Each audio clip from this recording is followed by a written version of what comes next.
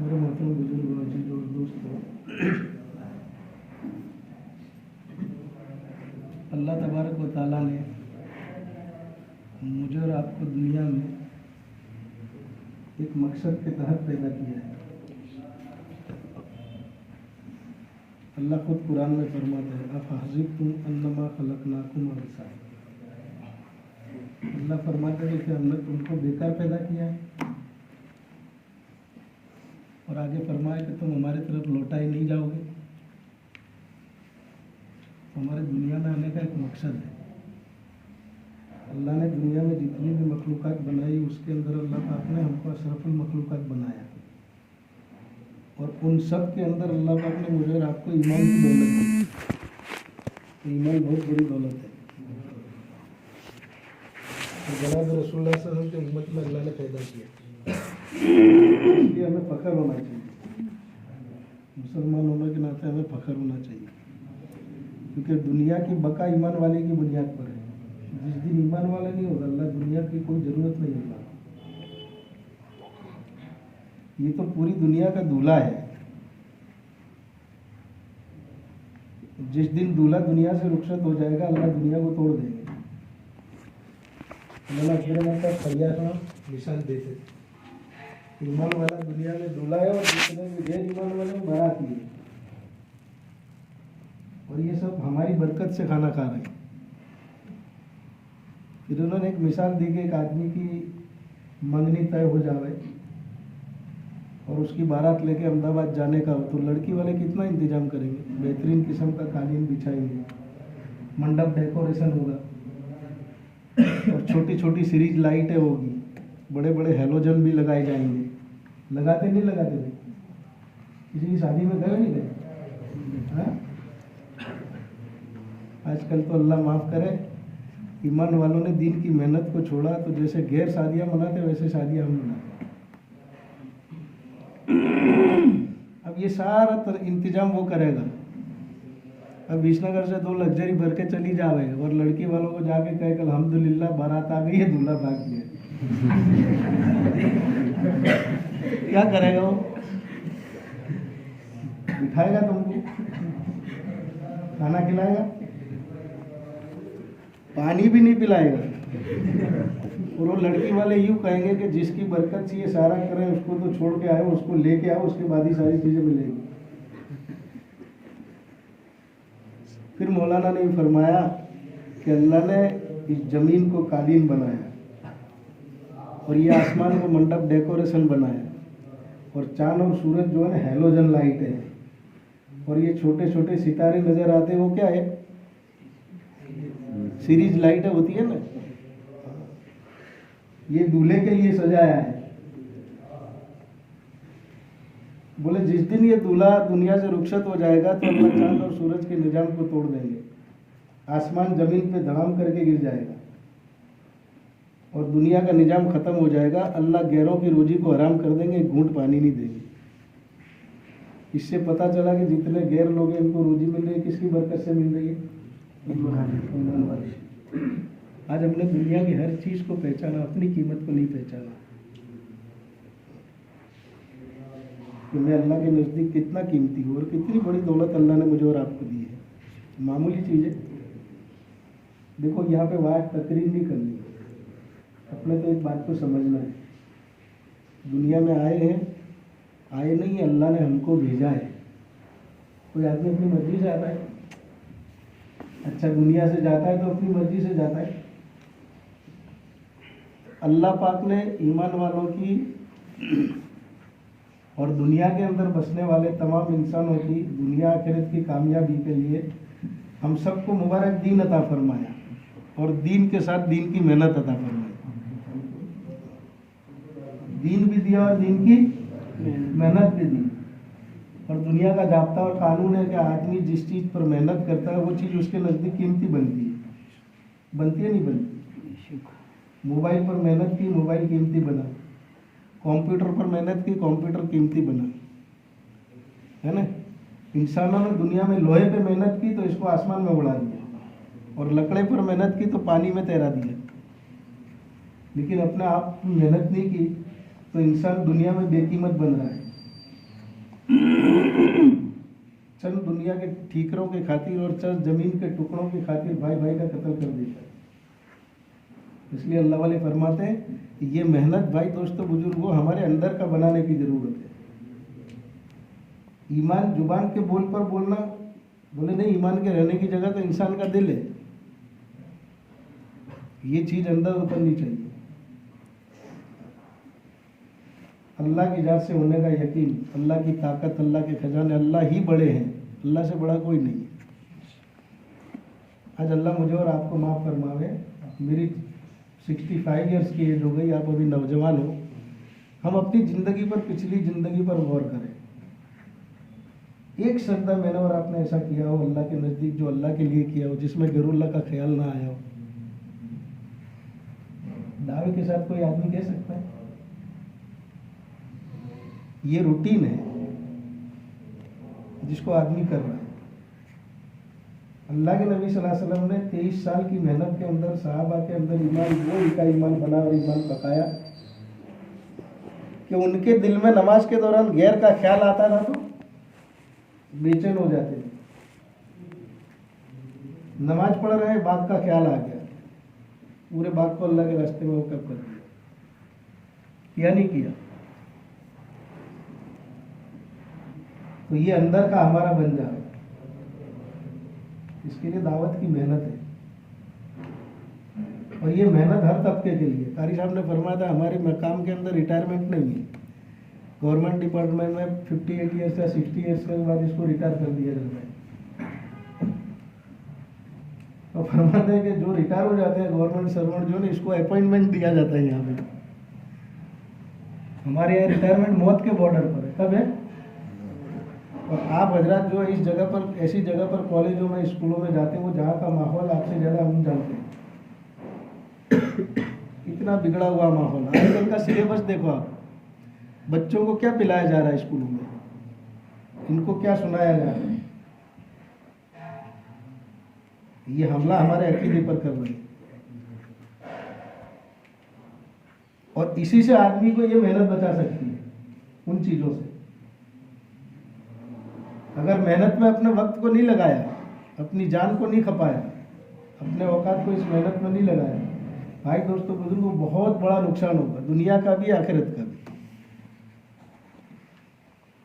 और कारी साहब ने, आप लोगों को याद होता है, कारगुजारी सुना दी कि स्टूडेंट हजरात जो काम करते हैं, जिन्होंने इस काम को ज़िंदगी का मकसद बनाया और अपना उड़ना बिछोना बनाया, आलमी शूरा के अंदर है।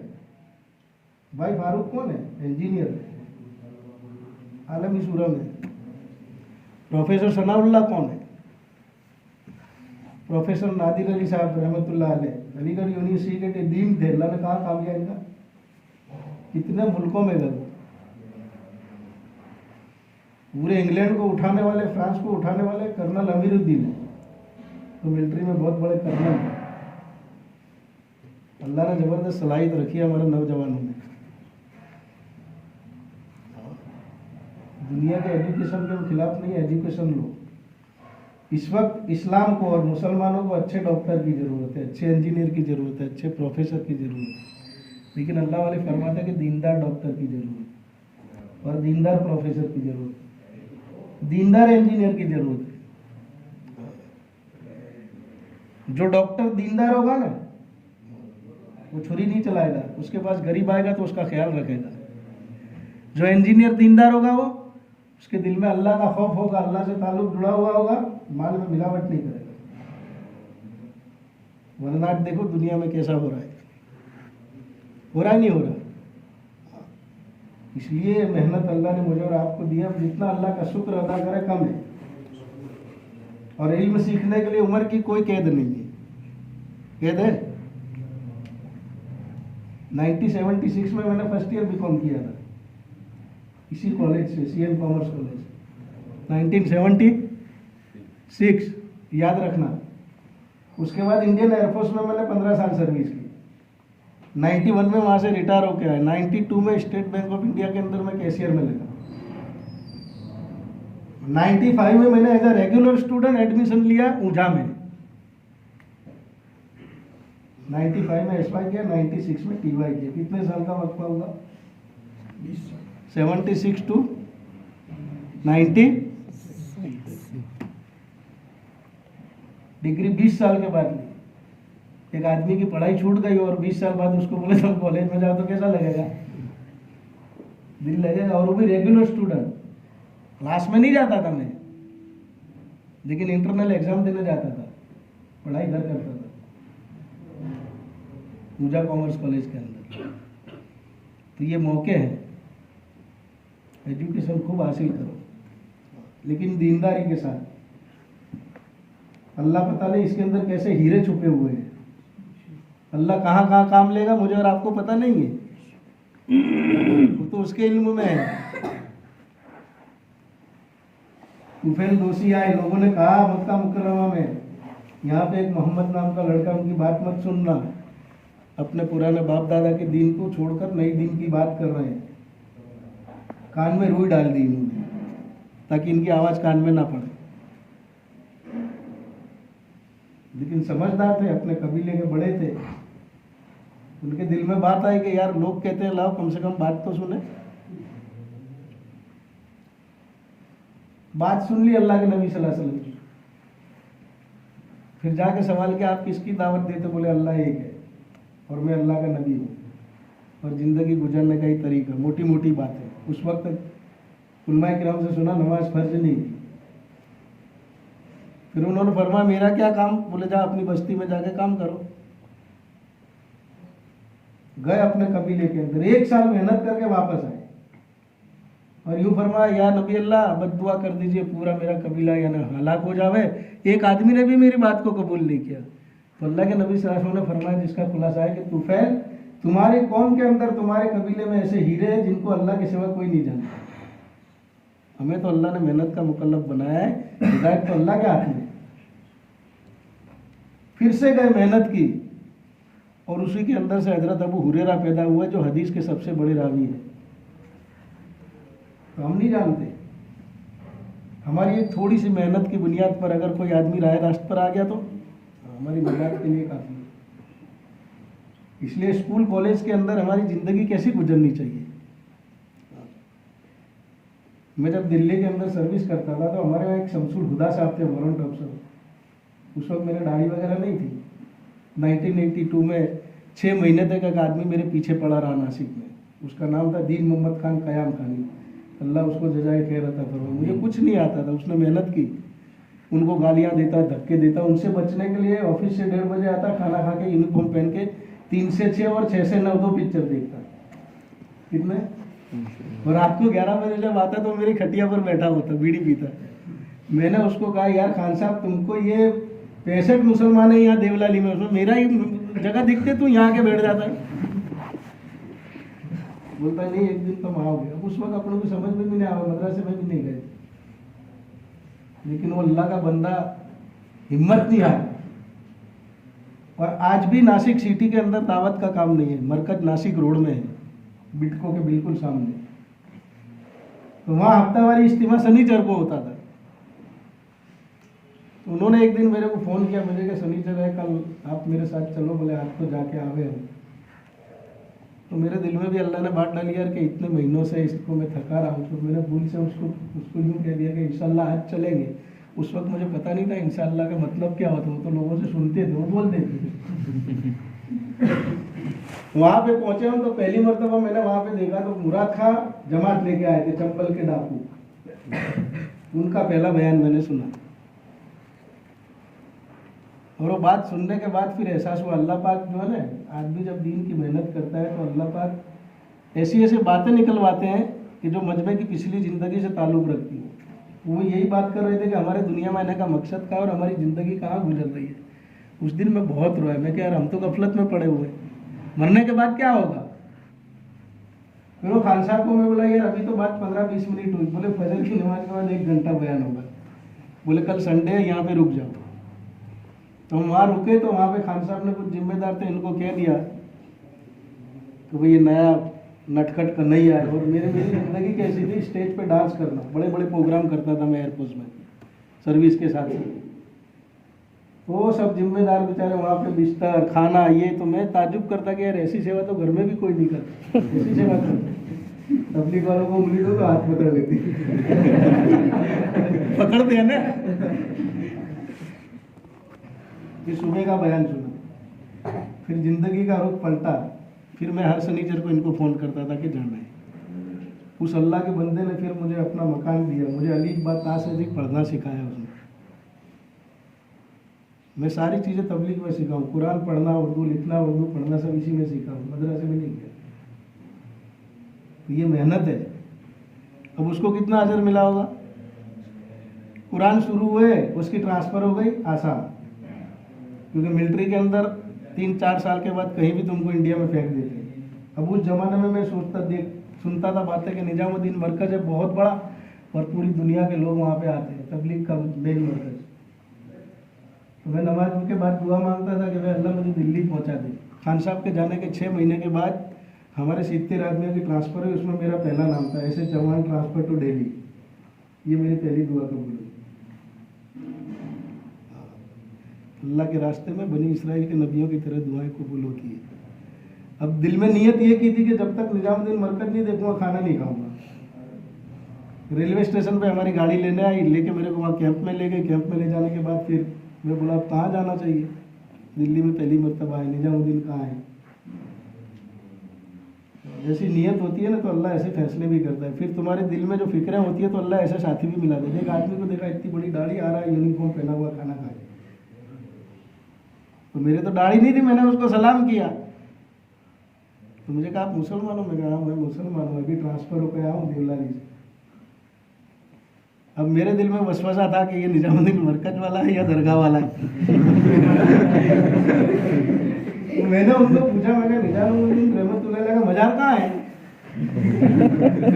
तो उसने मुझे नीचे से ऊपर तक देखा, तो मुझे कहा आपको मज़ार पे जाना है या बंगले वाली मस्जिद में जाना है? तो मैं कहा आप कौन से पंथ के हो?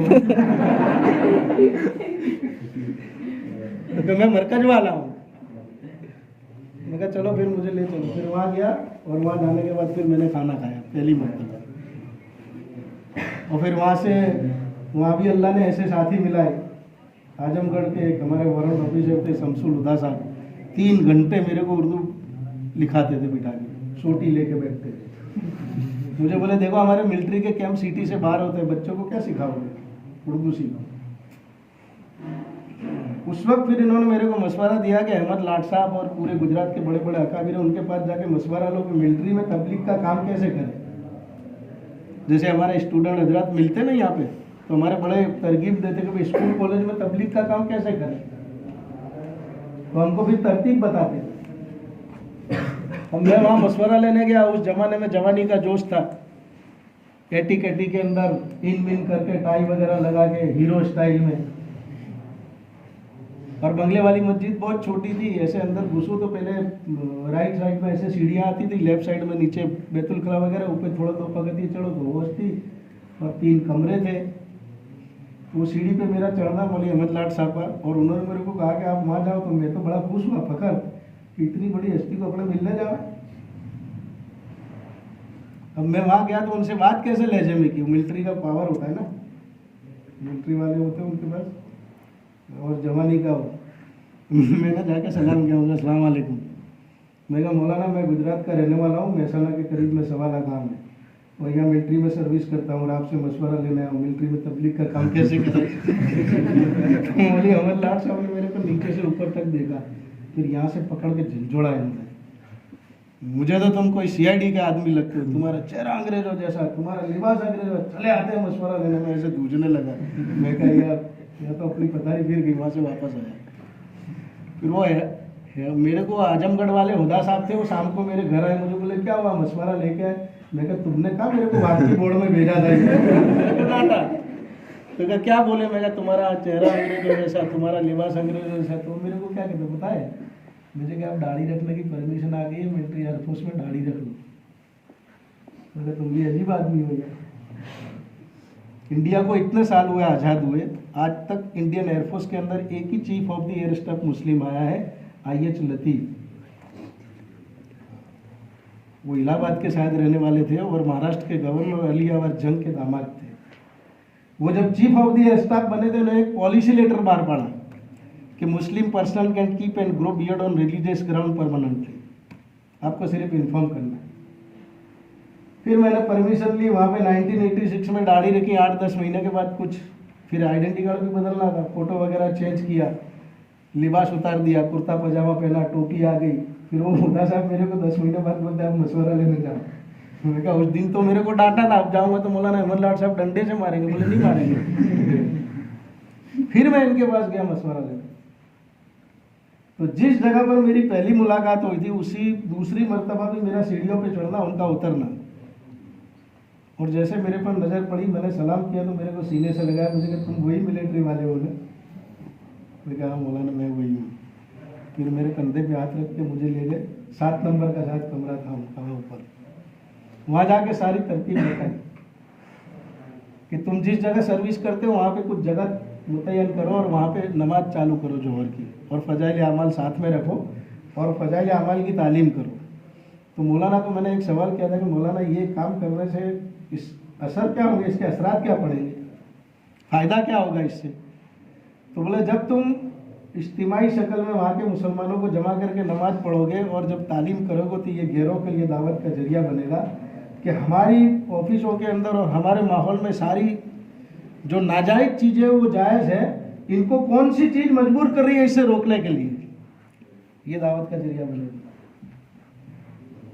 और फिर अच्छा खासा मजमा भी हमको मिला। अल्लाह ने एक मौका दिया है स्टूडेंट को। हम कॉलेज में स्कूल में कैसे रह गए, नमाज के टाइम पर कोई ये जगह तय कर दे, अपना टिफिन वगैरह लंच वगैरह ले जाते हो, गार्डन में पढ़े, नमाज के लिए कोई रुकावट नहीं होती कहीं भी। और आदमी के दिल में जब कोई फिक्र होती है ना तो फिर अल्लाह रास्ते खोल देते हैं। वो तो हमारे अंदर का डर जो होता है, आदमी घबराता है कि यार यहाँ नमाज पढ़ूंगा तो लोग क्या कहेंगे। लेकिन इंग्लिश में कहावत है, where there is a will there is a way. जहाँ चाहे वहाँ पे आदमी के अंदर तलब होती है तो फिर अल्लाह रास्ते खोल देता है और फिर अल्लाह इसको हिम्मत भी अता फरमाता है। दिल्ली से मेरी ट्रांसफ़र श्रीनगर हुई तो सबसे पहला मुझे सवाल पूछा गया वहाँ पे मेरे को, हमारे एक स्क्वाड्रन लीडर था, तो उन्होंने मुझे बोला आपने दाढ़ी क्यों रखी है? मैं कहा sir it's a sign of Muslim. बोले वो फला मुसलमान है उसने तो नहीं रखी है। तो मैं कहा उसकी मर्जी की बात है, लेकिन ये मुसलमान की पहचान है मेरी। तो वो ताज्जुब में पड़ गया। फिर मैंने मेरे को बोला कि अच्छा आप ट्रांसफ़र हो गया, आपको यहाँ पे किसी, मैं क्या सबसे पहले सर मेरे को जगह चाहिए नमाज़ पढ़ने के लिए। तो बोले वो अंसारी है, वो तो नमाज नहीं पढ़ता। तो मैं क्या सर इस्लाम के कानून तो सबके लिए बराबर है, एक आदमी फॉलो करता है एक नहीं करता है। वो इतना मुतासिर हुआ कि उसने कहा कि आपको नमाज पढ़नी हो मेरे चैम्बर में आके पढ़ो। मैं जोहर की नमाज पढ़ने के लिए उसके चैम्बर में जाता हूँ, चैम्बर से बाहर निकल जाता है। तो ये हमारे स्टूडेंट हजरत जो क्लासों के अंदर जो दूसरे हमारे कॉलेज स्कूल में हो, उनके पास जाके इनको दावत देना, इनको आखिरत समझाना। दुनिया की ज़िंदगी बहुत छोटी है। हम यहाँ पे ज़िंदगी गुजारने के लिए नहीं आए, ज़िंदगी बनाने के लिए आए हैं। हमारा मकसद आखिरत है कि दुनिया नहीं है। सहाबा ने दीन की मेहनत को मकसद बनाया ज़िंदगी का, तो अल्लाह ने इनकी ज़रूरतों को पूरा किया नहीं किया। दीन को मकसद बनाएंगे, अल्लाह ज़रूरतों को सिलवटों में पूरा करेंगे। और जब ये काम को शुरू करोगे और आप मेहनत करोगे तो इसके असर दूसरों पे भी पड़ेंगे। ये अल्लाह ने काम दिया हुआ है और अल्लाह पता नहीं कहाँ कहाँ लोगों से काम ले, कहाँ कहाँ काम ले। दीन के बगैर आदमी दुनिया की चीज़ों से फ़ायदा नहीं उठा सकता। दुनिया जो है वो तो ज़रूरत को पूरा करने की जगह है, ख्वाहिशात को पूरा करने की जगह नहीं है। आदमी की एक भी ख्वाहिश दुनिया में पूरी नहीं होती है, मैं दावे के साथ कह सकता हूँ। बताओ इसमें इस मजमे में से कोई ये चाहता है कि मुझे बुढ़ापा आवे, हमेशा मैं जवान रहूँ? कोई चाहता है? लेकिन बुढ़ापा आता ही नहीं आता। कितने भी हेयर डाई करा ले और कितनी अच्छी क्रीम लगा ले और कितनी प्लास्टिक सर्जरी करा ले, लेकिन पता चलता है कि बुढ़ापा आ रहा है, आता ही नहीं आता। हर एक की तमन्ना होती है मैं हमेशा सेहतमंद रहूं, बीमारी ना हो, लेकिन बीमारी इसको पकड़ लेती है। अच्छा दुनिया में मौत को कौन पसंद करता है? करता है कोई? लेकिन मौत इसको जकड़ लेती है। वो असल ज़िंदगी भाई दोस्तों, इसकी तैयारी के लिए अल्लाह पाक ने मुझे और आपको दीन भी दिया और दीन की मेहनत भी दी। हम बड़े कीमती हैं अल्लाह के नज़दीक। अल्लाह ने इसी काम के लिए उम्मत को पैदा किया है, इसी काम के लिए भेजा हुआ है। इसलिए अल्लाह तारीफ फरमा रहे, तुम बेहतरीन उम्मत हो, लोगों के नफ़ा रसानी के लिए निकाले गए हो, भलाई की तरफ लोगों को बुलाते हो, बुराइयों से रोकते हो और अल्लाह पर ईमान रखते हो। ये सबसे पहला मेरा और आपका काम है। खुद भी दीन पर चले और उम्मत मोहम्मदिया सल्लल्लाहु अलैहि वसल्लम का एक एक फ़र्द दीन पर कैसे आ गए, चाहे वो किसी भी तबके का हो, चाहे कॉलेज में हो, चाहे स्कूल में हो, चाहे फार्मेसी करता हो। आप महाराष्ट्र में देखो तबकात की जो मेहनत चलती है, मैं जमात लेके वहाँ पे पहुँचा हुआ था महाराष्ट्र में, तो मैं वहाँ पे देखा कि एक स्टूडेंट की जमात आई हुई, मेडिकल के स्टूडेंट थे, और वो मेडिकल के स्टूडेंटों की पूरी 10 आदमियों की जमात, और उनके अमीर साहब देखे तो बोले उनके प्रोफेसर। एसटी के ड्राइवर कंडक्टरों की जमात, वो उनकी जमात अलग सी बनी हुई आई थी, बोले इनके अमीर कौन है, तो बोले इनके एसटी के ATI ट्रैफिक इंस्पेक्टर। मेहनत है भाई दोस्तों बुजुर्गों, इसको ज़िंदगी का मकसद बनाना, अंदर की ताकत आदमी को चलाती है। आज हमारा अंदर का बिगड़ा हुआ है, जुबान की नोक पर है ये कलमा, अल्लाह के अजाब का एक थपेड़ा आएगा ना तो आदमी फिर जाएगा, मुर्तद हो जाएगा। और ये 2002 के अंदर हमने देखा है, जो राइट्स हुआ था 2002 के अंदर, आपके विसनगर की बात बता रहा हूँ। एक साथी आके मेरे को कह रहा है कि मैंने तो कोई ओळख तुझ नहीं, वो मुसलमान, ये अल्फाज कहे थे उसने, अपन ने तो कोई ओळख नहीं। ईमान के बोल बदल जाते हैं। इसलिए अल्लाह वाले फरमाते हैं, मेहनत करते करते करते करते भाई दोस्तों बुजुर्गों, अल्लाह को अंदर, अल्लाह की ताकत, अल्लाह की बड़ाई का यकीन दिलों में आवे। बुनियादी चीज़ दिलों का यकीन है, और दिलों का यकीन आदमी को फिर चलाता है, फिर अल्लाह रास्ते खोलता है। हालात आएंगे, लेकिन हालात में आदमी जब जमता है तो फिर अल्लाह उसके लिए आगे की राहें खोल देता है। भाई जो दूध फट जाता है उसका कुछ बनता है, बोलो भाई, फट जाता है उसको क्या करते हैं, फेंक देते हैं। लेकिन जो जम जाता है, उसका जो दूध जमता है तो क्या होता है, उसका दही भी बनता है, छाछ भी बनती है, घी भी बनता है, सब कुछ बनता है, बनता है नहीं बनता। तो असल इस काम के अंदर जमना। इसलिए हमारे अल्लाह वाले फरमाते हैं कि हमारा जो स्टूडेंट का तबका है ना, इनको पढ़ाई के टाइम पर छेड़ो मत और वैकेशन के टाइम पर छोड़ो मत। पढ़ाई के टाइम पर छेड़ो मत और वैकेशन के टाइम पे, वैकेशन के दिन वैसे ही गुजर जाते हैं इधर उधर। इससे तो बेहतर है कि आदमी वैकेशन के अंदर अपनी तरतीब बनाकर अल्लाह के रास्ते में जाए। कितनी बड़ी खैर इनके जरिए वजूद में आएगा। और स्टूडेंट हजरात कैसी मेहनत करते हैं मुलाकातों में, हम जैसे नहीं कर सकते, ऐसे तो स्टूडेंट मेहनत करते हैं। स्टूडेंट अपने लेवल के साथियों को लेकर आते हैं। इसलिए खूब पढ़ाई के टाइम पर पढ़ाई करनी है, लेकिन वैकेशन के टाइम पर अपनी तरतीबें बनानी, खुद की भी बनानी, दूसरे साथियों को भी तरकीब देनी, अपने दोस्तों को। बड़ा वैकेशन हो तो चिल्ले की जमात बना के जाना, और छोटे वैकेशन में देखिए अल्हम्दुलिल्लाह आप लोगों की फिक्रों पर, आप लोगों की कुर्बानी पर और मेहनत पर अल्लाह अच्छी खासी जमातें निकाल रहा है। हमारी असरे की जमातें कितनी निकली स्टूडेंट। अभी देखो हमारा वैकेशन बड़ा आने वाला है। हमारे सवाल के अंदर स्टूडेंट जो है, मैंने मेहनत नहीं की, मैं किसी के पास स्टूडेंट के नहीं गया, ये 2 बच्चों ने मेहनत की, 7 आदमियों की वसूली आ गई। कितने आदमियों की? 7 स्टूडेंट की वसूली आई है। तो ये काम है भाई दोस्तों, इसको काम बनाएंगे तो काम बनेगा, और खेल बनाएंगे तो खेल बनेगा। आदमी की दुनिया भी बनती है, आखिरत भी बनती है। और हमारे जरिए पता नहीं अल्लाह कहाँ कैसे कैसे लोगों को हिदायत देगा, मैं और आप कह नहीं सकते। ये जो ना कारी साहब ने फरमाया था कि जो बेसलाहियत होते हैं ना, इसको बासलाहियत बनाने वाला काम है ये। ये हीरे हैं, अल्लाह ने हर एक के अंदर ताकत, अल्लाह के अंदर अलग अलग वो रखी है सलाहियत। भाई दोस्तों बुजुर्गों, वो जाहिर कब होगी? बोले अल्लाह के रास्ते में निकलेंगे तो जाहिर होगी। आदमी जब दर दर की ठोकरें खाता है, मस्जिद की 4 दीवारी में रहता है, उम्मत की बेदीनी जब उसके सामने आती है ना, फिर उसको खड़ा करके अल्लाह के सामने रुलाती है, और फिर अल्लाह उनके रोने धोने के ऊपर अल्लाह पाक हिदायत के फैसले करता है। आज सबसे बड़ा नुकसान मेरा और आपका ये हुआ है, जो हम हालात के शिकार बने हैं, सिर्फ और सिर्फ दावत की मेहनत छोड़ने की बुनियाद पर, कि इस काम को हमने छोड़ा हुआ है। जो मकसद था इससे हम हट गए, ज़रूरतों को पूरा करने में लगे हुए हैं। और ज़रूरतें किसी की ख्वाहिशें पूरी होती नहीं है, ख्वाहिशें पूरी करने में लगे। दुनिया ज़रूरत को पूरा करने की जगह, इंसान कहता है मेरा माल है, मेरा मकान है, मेरा बंगला है, मेरी गाड़ी है, मेरी बीवी। अब्दुल कादिर जिलानी रहमतुल्लाह अलैह अपनी किताब में लिखते हैं, नादान तू किस धोखे में पड़ा हुआ है, न तेरा माल है, न तेरा बंगला है, न तेरी गाड़ी है, तेरा कुछ भी नहीं है। आगे लिखते तेरे बदन पर निकलने वाला बाल भी तेरा नहीं है, और वो बाल तेरे बदन पर रहने वाला चिल्ला चिल्ला कर कहता है कि मैं हूं तेरे बदन पर, मेरा मालिक कोई और है, अगर तेरी मिल्कत में होता तो काले से सफेद ना होता। ये भी हमारी मिल्कत में नहीं। जैसे गैर लोग तारुफ कराते हैं, आज का मुसलमान दीन की मेहनत छूटने की बुनियाद पर तारुफ करा रहे कि मैं मालदार हूं, मैं जमींदार हूं, मैं ओहदेदार हूं। उन्होंने आगे किताब में लिखा है कि नादान किस धोखे में पड़ा हुआ है। ये तारुफ तो भंगी और चमार भी कराते हैं। न तू मालदार है, न तू ओहदेदार है, तू तो सिर्फ कफनदार है, तू सिर्फ चौकीदार है। मौत का झटका आएगा, 2 गज कफन का टुकड़ा तेरी मिल्कत में आएगा, कब्र के घड़े में उतार दिया जाएगा। उस वक्त पता चलेगा कि सारी जिंदगी दूसरों की मिल्कत पर चौकीदारी करता रहा और मौत आई तो कब्र के घड़े में चला गया। हमारा कुछ भी नहीं है, सब कुछ किसका दिया हुआ है? अल्लाह का दिया हुआ है। अल्लाह बड़ी ताकत वाला है, अल्लाह बड़ा खजाने वाला है। उसका यकीन दिल की गहराइयों में उतारना, इसकी ये मेहनत है ये।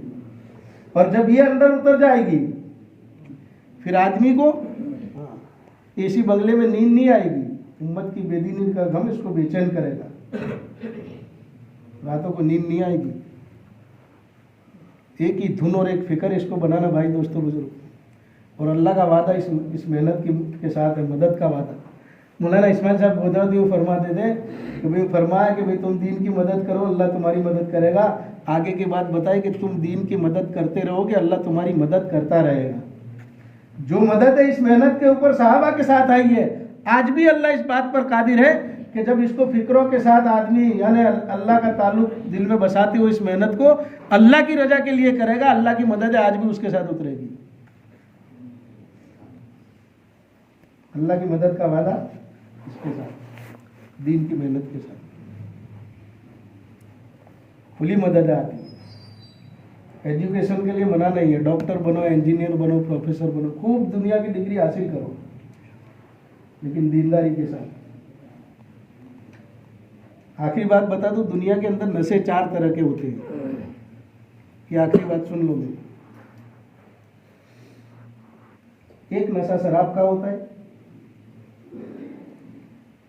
एक नशा माल का होता है, एक नशा एजुकेशन का होता है, और एक नशा जो होता है वो जहालत का होता है। ये 4 तरह के नशे हैं दुनिया में। जब किसी इंसान के ऊपर किसी चीज़ का नशा छा जाता है तो ज़िंदगी में 3 तब्दीलियाँ लाता है। सबसे पहले उसका देखना बदल जाता है, उसकी चाल बदल जाती है और उसकी जुबान के बोल बदल जाते हैं। आपने ये शराबी को देखा है? शराब पी के जब आता है तो देखो उसकी चाल बदल जाती है, उसका देखना भी बदल जाता है। वो नशा तो ऐसा है कि उसको एक थप्पड़ मारो तो नशा उतर जाता है। उतरता है नहीं उतरता? जिसके ऊपर माल का नशा छाया हुआ है उसको देखो, उसका देखना बदल जाता है। कोई आदमी रमजान में आ गया, जाओ 26वीं को आइयो, 26वीं को तेरे ज़कात देने से ज़्यादा सवाब मिलेगा, रमजान का महीना ही तू दे दे। उसकी बच्ची की मेहंदी आ जावे, उसके बेटे की चप्पल आ जावे, 26वीं को ज़्यादा सवाब मिलेगा। हकारत की निगाह से देखता है, उसकी चाल बदल जाती है। जाओ 26वीं को आइए। अब जिसके ऊपर एजुकेशन का नशा छा जाता है उसकी चाल देखो कैसा चलता है महल्ले में। लोगों को देखेगा इनको एजुकेशन की कुछ पड़ी नहीं है, एजुकेशन की कुछ। फारसी की एक हिकायत है, चंद नौजवान कश्ती में सवार थे और मल्ला कश्ती चलाने वाला कश्ती चला रहा था। तो ये एजुकेटेड जो बच्चे थे ना 4, इनको थोड़ा मजाक सूझी, खिलाओ थोड़ी तफरी रहेगी,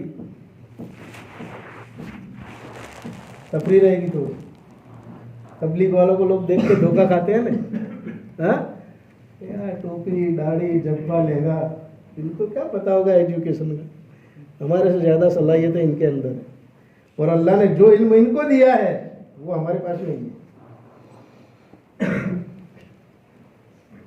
तो एक आदमी ने मल्ला से कहा कि तुमने अंग्रेजी पढ़ी है? तो कहा यार मैं गरीब आदमी अंग्रेजी कहाँ से पढ़ता है, क्योंकि तुमने पाँव जिंदगी बर्बाद कर दी।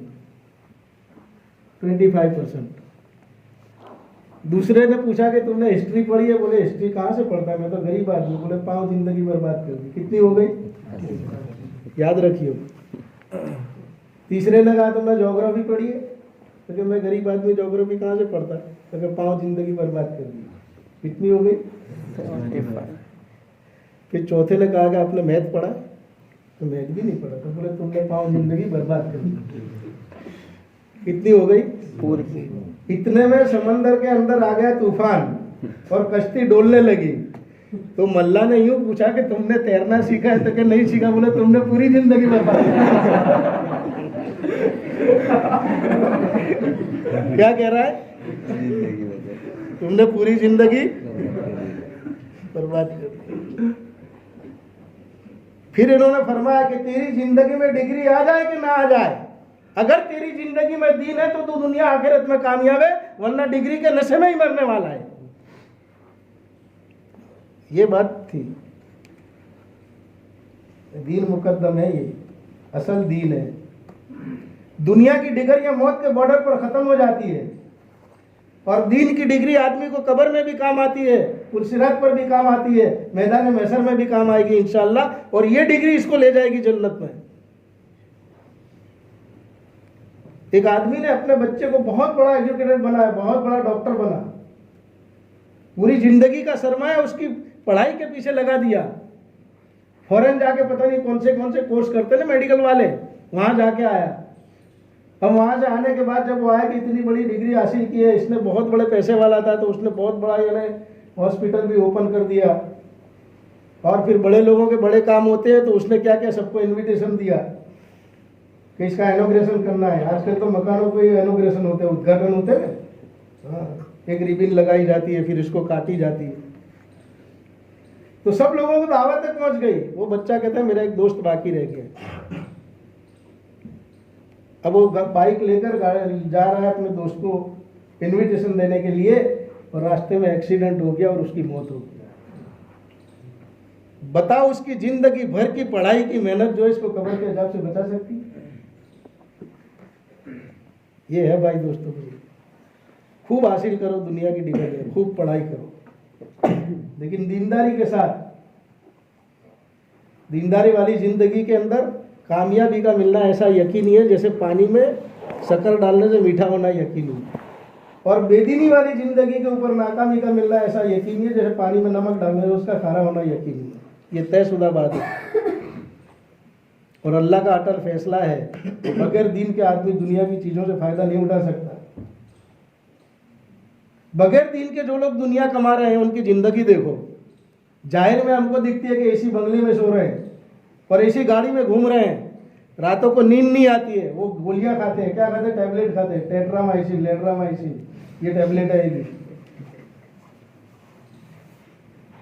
तो नींद नहीं आती गोलियां खाने से।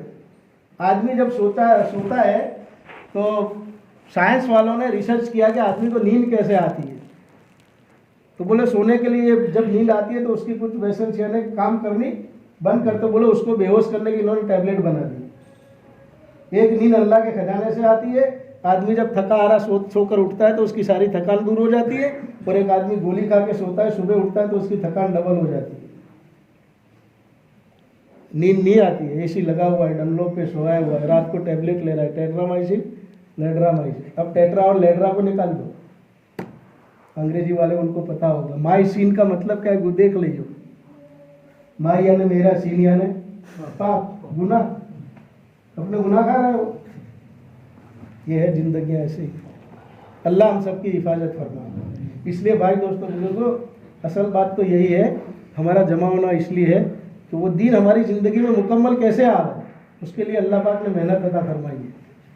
इसके लिए अल्लाह के रास्ते में निकाला जाता है। किसी का घर बार, बीवी बच्चे, कारोबार, दोस्त बिरादरों की मजलिस से छोड़ना, इनसे दूर करना मकसूद नहीं होता है। अल्लाह के रास्ते में आदमी जब निकलता है तो अल्लाह उसके घर का मुहाफिज बन जाता है। अल्लाह जिम्मेदारी ले लेता है, पूरे घर की जिम्मेदारी। अल्लाह वाले फरमाते हैं इस रास्ते में कदम कदम पर अल्लाह मिलता है। क्या मिलता है? और जिसको अल्लाह मिल गया सारे मसले। इसके लिए मेहनत है।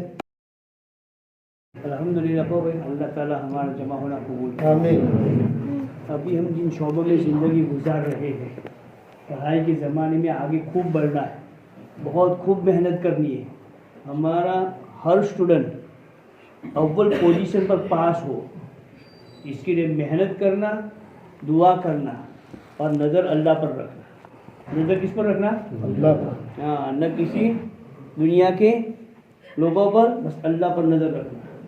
और नज़र ऐसी हमारी अल्लाह पर हो और यकीन ऐसा हो कि ज़रूर अल्लाह मुझे कामयाब करेगा, ये अंदर के यकीन हो। और अल्लाह ने जो हुक्म दिए हैं उन हुक्म को पूरा करना। सबसे बड़ा अल्लाह का हुक्म, सबसे बड़ा अल्लाह का हुक्म अपने दिल की हिफाजत और आँख की हिफाजत। अपनी आँख को गैर महरम से बचाना, क्योंकि आप मखलूत माहौल में रहते हैं। समझाएंगे बात? मखलूत माहौल में रहते हैं आप लोग, इसलिए वहाँ बच्चियाँ भी होगी, लोग भी होंगे, तो अपनी नज़रों की हिफाजत के साथ मेहनत करो। अगर नज़र आपकी हिफाजत रहेगी तो आपका जो भी स्टडी आपने की होगी वो दिल में महफूज हो जाएगी, वरना दिल बिगड़ जाएगा। जब दिल बिगड़ जाएगा तो कोई चीज़ दिल में महफूज नहीं, याद नहीं रहती, इसलिए कि आपने दिल दिमाग किसी और को दे दिया है। इसे दिल दिमाग किसको दो? अल्लाह ही को दो, किसी को मत दो। ये अल्लाह की अमानत है। और आपके पास आपके माँ बाप ने जो कुछ आपको आगे पढ़ने के लिए दिया है, ये भी आपके पास अमानत है। आपका पैसा, आपका रुपया, जो भी हो आपके पास, ये सब अमानत है। इसलिए आप अपनी हिफाजत करो। और आपके माँ बाप ने आपको मेहनत के लिए यहाँ कॉलेज में, स्टूडियो में, जो हम यहाँ भी रखा है, तो वहाँ जिस में आप मेहनत करो, आगे बढ़ते रहो। दुनिया को मत सोचो, क्या सोचो? अपनी पढ़ाई को सोचो कि मैं इसमें आगे बढ़ूँ, आगे बढ़ूँ, आगे बढ़ूँ। हमारे बड़े फरमाते हैं कि पढ़ाई के ज़माने में हमारा हर स्टूडेंट अव्वल पोजीशन पर आवे, इसके लिए मेरे दोस्तों आपका जो सिलेबस हो उस सिलेबस पे खूब मेहनत करो, आगे बढ़ो। दूसरी बात, अल्लाह को राज़ी करने के लिए हमारी कोई नमाज कज़ा न हो, वक्त पर हम नमाज अदा कर लें। अगर मौका मिले आपके कैंपस में बाजमात नमाज होती है तो बाजमात नमाज अदा करने की फ़िक्र करें। अगर कोई ऐसा कि बाजमात नमाज अदा नहीं कर सकते या वहाँ वालों की तरफ से मना है, तो हम अपने कमरे में 2-3 स्टूडेंट मिलकर नमाज अदा कर लें। लेकिन नमाज हमारी कज़ा न होनी चाहिए। 5 वक्त की नमाज हर बालिग मुसलमान मर्द औरत पर फर्ज है। और 5 वक्त की नमाज अल्लाह के नबी सल्लल्लाहु अलैहि वसल्लम की आंखों की ठंडक है। अल्लाह के नबी सल्लल्लाहु अलैहि वसल्लम फरमाया, जो मुसलमान बंदा 5 वक्त नमाज अदा करके अल्लाह से मांगता है, अल्लाह उसको उसमें कामयाबी ज़रूर अता फरमाते हैं। इसे नमाज के बगैर कामयाबी मिलना मुश्किल है। इससे एक तो अपने दिल की हिफाजत, आँख की हिफाजत और नमाज की पाबंदी, ये 3 काम। चौथा काम, हम जो अच्छा बनना चाहते हैं तो हम मुस्लिम जितने भी हमारे स्टूडेंट कॉलेज में है, इन तमाम मुस्लिम स्टूडेंट कॉलेज से हम मिले, इनकी मुलाकातें करें और इनके ऊपर कुछ लगावे, चाय पिलावे, अपने साथ में रखे, पर इनको भी ये बातें समझावे कि भाई आपकी हिफाजत, दिल की हिफाजत और नमाज, ये 3 काम हम करेंगे तो इंशाअल्लाह अल्लाह पाक अव्वल पोजीशन पर हमें आगे बढ़ाएंगे। चौथा काम, हमारे स्कूल में, हमारे कॉलेज में जितने भी हमारे यानी टीचर हजरात हैं, इनका एहतराम दिल से करना, चाहे मुसलमान हो चाहे गैर हो, क्योंकि ये इनके ज़रिए से हमें आगे जाने को मिलेगा। अगर इनका एहतराम हमारे दिल में नहीं होगा तो हम आगे नहीं बढ़ सकते। इसे इनका एहतराम दिल से हो। हाँ, और चौथी बात मेरे दोस्तों, दुआ का खूब एहतमाम करो। रोज़ाना दुआ में, अल्लाह जिस मकसद के लिए तूने हमें ईमान दिया है, जिस मकसद के लिए कुरान दिया है, जिस मकसद के लिए हमें तूने ज़िंदगी दी है, इस ज़िंदगी को हमारी ज़िंदगी कामयाब बना और आखिरत की हमारी ज़िंदगी बन जाए। इसके अल्लाह हम सबको इज्तिमाई तौर पर हमारे जहाँ भी हम रहे वहाँ अल्लाह हमें तो दीन के काम के साथ चलने वाला बना दे। तो इंशाअल्लाह इससे हमारा बहुत बड़ा आने वाला जो ज़माना होगा अल्लाह ताला कामयाबी के साथ आएगा। दूसरी बात ही मेरे दोस्तों, जैसे कहा ना कि छुट्टी के ज़माने में हम अपने वक्तों की हिफाजत करें। वक्त की हिफाजत का सबसे बड़ा सरमाया, सबसे बड़ी बात अल्लाह का रास्ता है। कम से कम 3 दिन अल्लाह के रास्ते में जाए, और 10 दिन, बड़ा स्टूडेंट का बड़ा वैकेशन हो तो 10 दिन जावे, इससे बड़ा हो तो चिल्ला जावे। ठीक है भाई, देखो पढ़ाई के ज़माने में अपना पैसा अमानत है माँ बाप का, इसलिए हमारा पैसा बर्बाद जगह पर खर्च न हो। हाँ, सही पैसा सही जगह पर लगाओ। हाँ, फजूल खर्ची से अपने आप को बचाओ और ज़्यादातर पढ़ने के ज़माने में खूब मेहनत करो ताकि आला से आला नंबरात पर हम कामयाब हो। हमारे बड़े हजरात ये फरमाते हैं कि इन्हीं स्टूडेंटों में से अल्लाह ताला एक दिन ऐसा मौका लाएगा कि अल्लाह आपको ऊंची ऊंची पोस्टों पर पहुंचाएगा और वहां से अल्लाह ताला दीन का काम पहुंचाएगा। और एक दिन आएगा मेरे दोस्तों, पूरा हिंदुस्तान बल्कि पूरी दुनिया अल्लाह ताला मुसलमानों के जरिए से चलाएगा। अल्लाह ताला हमारे लिए आसान फरमा, कबूल फरमाए।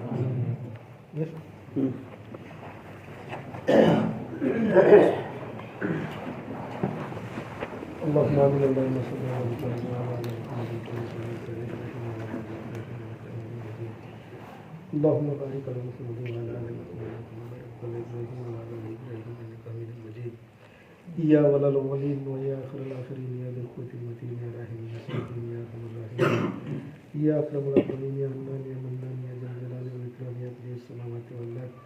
अल्लाहुम्मा रब्बना आतिना फिद दुनिया हसनतन व फिल आखिरति हसनतन व क़िना अज़ाबन नार व क़िना अज़ाबल क़ब्र व क़िना अज़ाबल हश्र व क़िना अज़ाबद दीन व क़िना अज़ाबल आखिरति हसनतन व अबरार। रब्बना ज़लमना अनफुसना व इन लम तग़फिर लना व तरहमना लनकुनन्ना मिनल ख़ासिरीन। ए अल्लाह हम सबके जमा होने को कबूल फरमा, सुना गया उसको कबूल फरमा, जाने सुनने से ज़्यादा हम सबको अमल करने की तौफीक अता फरमा। मौला बड़ी कुर्बानी के साथ ये स्टूडेंट यहाँ पे जमा हुए हैं, मौला तेरे दीन की निस्बत पर जमा हुए हैं। दुनिया की कोई गरज नहीं है, कोई कैसे तकाज़ों को छोड़ कर आया है। ए मौला करीम उनकी कुर्बानी को कबूल फरमा, कबूल फरमा। ए मौला उनके जमा होने को कबूल फरमा। ए मौला करीम उनकी पढ़ाई के अंदर उनको बहुत तरक्की अता फरमा। ए मौला करीम दावत की जुनून मेहनत की अजमत दिलों में पैदा फरमा। इस काम को ज़िंदगी का मकसद बनाकर मौत तक इस्तिकामत के साथ करते रहने की तौफीक नसीब फरमा। ए मौला आखिरत का इस्तेजा नसीब फरमा, दीन के मिटने का गम नसीब फरमा, दुनिया से बेरगबती पैदा फरमा, परेशान लोगों की परेशानी को दूर फरमा। जो बीमार है उनको शिफाए कामिला आजिला दाइमा अता फरमा। कर्जदारों की कर्ज के गई उनकी जेब से सबके सूरत पैदा फरमा। ऐ मौला करीम जनाब रसूलुल्लाह सल्लल्लाहु अलैहि वसल्लम जितने खैर की लाइन की दुआएं मांगी है उसमें हमारा पूरी उम्मत कैसे नसीब फरमा। जिन शुरूरों से पढ़ना चाहिए उससे हमारी पूरी उम्मत की हिफाजत फरमा। ऐ मौला हमारे बड़ों की उम्र में बरकत अता फरमा, उनका साया पर ताबीर कायम फरमा। ऐ मौला करीम हमारी दुआओं को अपने फضل करम से जनाब रसूलुल्लाह सल्लल्लाहु अलैहि वसल्लम कबूल फरमा। जज़ाल्लाहु सल्लल्लाहु अलैहि वसल्लम या रब सल्लल्लाहु अलैहि वसल्लम। سبحان ربك رب العزة عما يصفون وسلام على المرسلين والحمد لله رب العالمين.